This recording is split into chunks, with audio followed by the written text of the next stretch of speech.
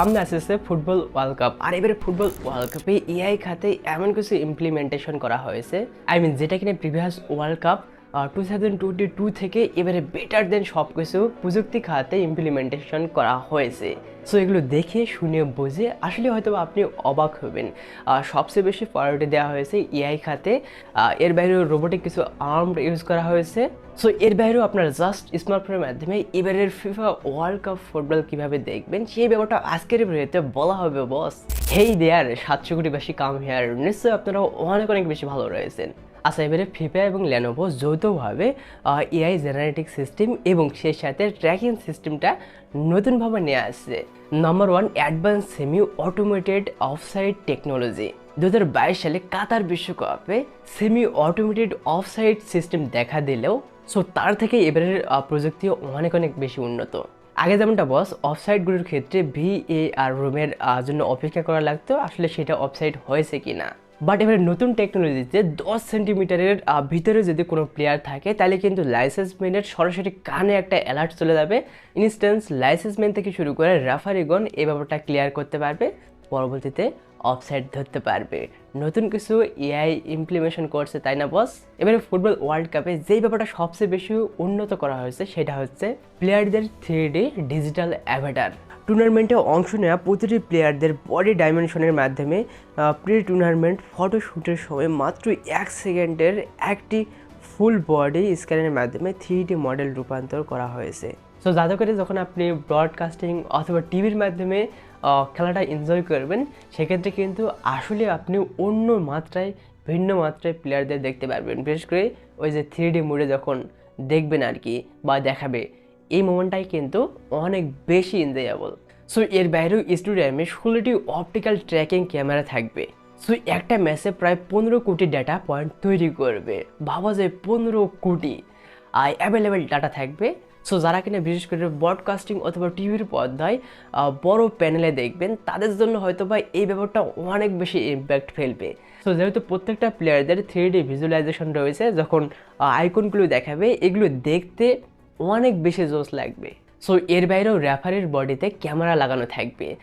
Lenovo দাবি করতেছে, অবশ্যই লেনোভোর ক্যামেরা, লেনোভো দাবি করতেছে রেফারি যতই মোশনে থাকুক, দৌড়ের উপর থাকুক, অ্যান্ড সেক্ষেত্রে কিন্তু ফুটেজগুলো কখনোই ব্লার হবে না অথবা শেকি যে একটা ব্যাপার রয়েছে সেটা কখনোই হচ্ছে না।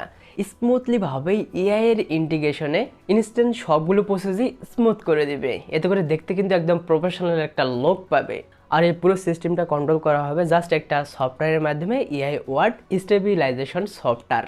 সো বস, যেহেতু আমরা 2026-এ চলে আসি, বাট 2012 থেকে অবশ্যই তো অনেক কিছু উন্নত হয়েছে, তাই না? বিশেষ করে এআই খাতে এআই যে কোন লেভেলে চলে গেছে, কোন চরম লেভেলে চলে গেছে সেটা হয়তোবা আমাকে আর নতুন করে বলা লাগতেছে না বস। আপনারা অলরেডি জানছেন, অনেকে ভিডিও তৈরি করতেছেন, ফটো তৈরি করতেছেন, এর বাইরেও প্রফেশনাল কাজে হয়তোবা এআইটাকে ইউজ করতেছেন। এমনটা কি করতেছেন না? অবশ্যই করতেছেন। এবারে কিন্তু ফুটবলে এআই থাকবে, এতে করে সমস্ত ব্যাপার কিন্তু ট্র্যাকিং করা যাবে, ফুটেজ ডেলিভারি করা যাবে। সো এই প্রসেসটা লাইক এরকম হবে, পুরো একটা ম্যাচ শেষ হবে, ম্যাচ শেষে এআইয়ের কাছে প্রম্পট লিখে অথবা জিজ্ঞাসা করা যাবে, প্রশ্ন লিখে বিভিন্ন আপনি লিখতে পারবেন অথবা লিখিত কোনো কিছু দিয়ে ভিডিও ক্লিপ আনতে পারবেন। সব কিছু অ্যানালাইসিস করে কিন্তু আপনাকে এআই একটা ভিডিও জেনারেট করে দেবে। আর এবারে ফিফা ওয়ার্ল্ড কাপে রোবোটিক ডগ রয়েছে নিরাপত্তার ক্ষেত্রে আর কি। সো প্রত্যেকটা পয়েন্টে হয়তো বা সেই ব্যাপারটা আমরা দেখতে পারবো। আর নিরাপত্তা কিন্তু আরও বেটার ওয়েতে প্রেজেন্ট করা হবে হয়তো বা।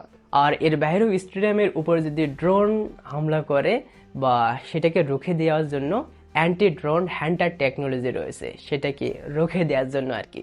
আর ফাইনালি এবারে যে বিষয়টা, ভাইয়া আমি স্মার্টফোনের মাধ্যমে কিভাবে এবারের ওয়ার্ল্ড কাপ দেখবো, football world cup, right? So স্মার্টফোনের মাধ্যমে কিন্তু আপনি বেশ কিছু ওয়েতে দেখতে পারবেন। তার মধ্যে অফিসিয়াল কিছু মাধ্যম রয়েছে, যেমন টপের মাধ্যমে দেখতে পারবেন, আবার বায়োস্কোপের মাধ্যমে দেখতে পারবেন। আর এর বাইরে থার্ড পার্টি ওয়েতে দেখা যায়, বাট ভিডিওতে কিন্তু বলা যাচ্ছে না সেসব ব্যাপার।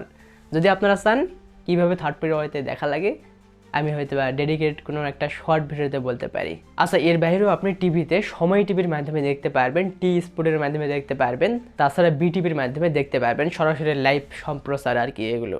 আর পার্শ্ববর্তী দেশ পাকিস্তানে কিন্তু ইউটিউবে ফ্রিতে পুরো ওয়ার্ল্ড কাপ দেখা যাচ্ছে।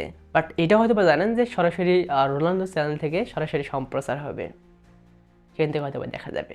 সো এই তো আজকের ভিডিওটি। আমি যে আর্জেন্টিনা জার্সি পরে আছি তাই বলে আর্জেন্টিনাকে সাপোর্ট করতেছি ব্যাপারটা ওরকম না, জাস্ট ভিডিও করলাম জার্সি গায়ে দিয়ে, এইটাই। গায়ে থাকতে পারে আর্জেন্টিনা বাট সাপোর্ট করতে পারি পর্তুগাল। এখন আপনার পছন্দের টিমটা একটু কমেন্টে জানিয়ে দিতে পারেন। আর বাংলাদেশে যে একটা ব্যাপার চলে ভাই প্রত্যেক বছর ওয়ার্ল্ড কাপে, আমি আর্জেন্টিনা ভালোবাসি, সে ব্রাজিল ভালোবাসে। সো এটা নিয়ে হয়তো প্রতিনিয়ত একটা ক্ষোভ চলে। সো এই ক্ষোভটা কারো প্রতি রাখা যাবে না। আসুন আমরা সুন্দরভাবে ওয়ার্ল্ড কাপটাকে এনজয় করি। হ্যাঁ, বিভিন্ন জন বিভিন্ন দলকে সাপোর্ট করতে পারে, এটাই স্বাভাবিক।